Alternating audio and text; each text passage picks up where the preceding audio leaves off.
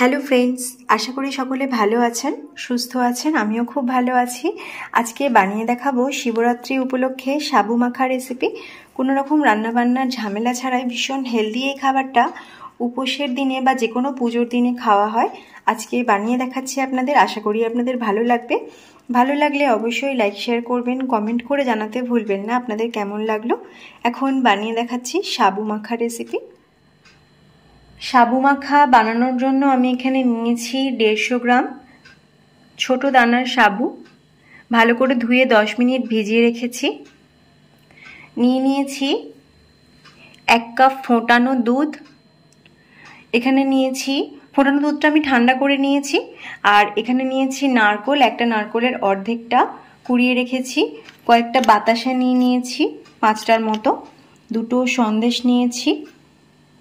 আর এখানে 2টো কাঁঠালি কলা নিয়েছি। এখন এই গামলিটার মধ্যে আমি সাবুটা মেখে নেব। তো এখানে সাবুটাকে আমি জল ঝরিয়ে নিয়েছি, মানে যে জলটা দিয়ে ভিজিয়ে রেখেছিলাম জলটা একটু ঢেলে নিয়েছি। আর প্রথমে আমি দিয়ে দেবো বাতাসা। এর মধ্যে একটু অল্প পরিমাণ দুধ দিচ্ছি যাতে বাতাসাগুলো ভেঙে নেওয়া যায়।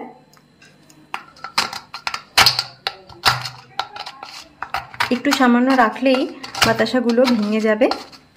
শিবরাত্রির উপলক্ষে আজকে আমি সাবু মাখা দেখাচ্ছি। উপোসের পর সাবু মাখা অনেকেই খেয়ে থাকেন, আর এটাতে শরীরটাও অনেক ভালো থাকে। কারণ সারাদিন উপোসের পর অনেকেই লুচি পরোটা খাওয়ার থেকে এটা খাওয়া বেশি পছন্দ করেন। এখন কলাগুলো আমি ছাড়িয়ে দিচ্ছি। কাঁঠালি কলা নিয়েছি। কলাগুলোকে প্রথমেই ছাড়িয়ে নিয়ে একটু মেখে নিতে হবে।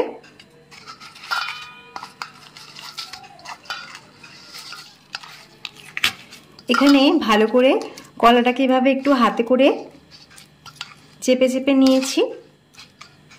এবার এর মধ্যে আমি দিয়ে দেব নারকেল কুড়ো। একটু সামান্য রেখে নিলাম। এটা একটু মিশিয়ে নিচ্ছি। এবার আমি এর মধ্যে সাবু দিয়ে দেব।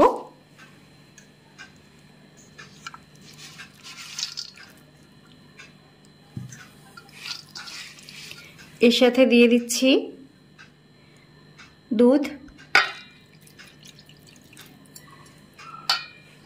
হাতে করেও মাখানো যেতে পারে বা চামচে করে, তবে হাতে করেই বেশি সুবিধা। আমি এখন একটু মাখিয়ে নিচ্ছি। এখন সাবুটা মেখে নিয়েছি। এবার আমি এখান থেকে একটা সন্দেশ ওপর থেকে একটু ভেঙে মেখে নিতে হবে। সাবুটা বেশ ভালো করেই মাখানো হয়ে গেছে। এবার আমি চামচে করে মিশিয়ে নিচ্ছি। সন্দেশটা দিলে খেতে আরো ভালো লাগবে।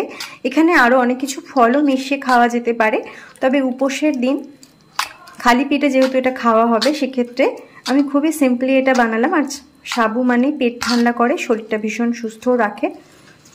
এখন সন্দেশটাও মাখিয়ে নিয়েছি। এবার আমি এখানে একটা পাথর বাটি নিয়েছি, এর মধ্যে সাবুটাকে ঢেলে নেব।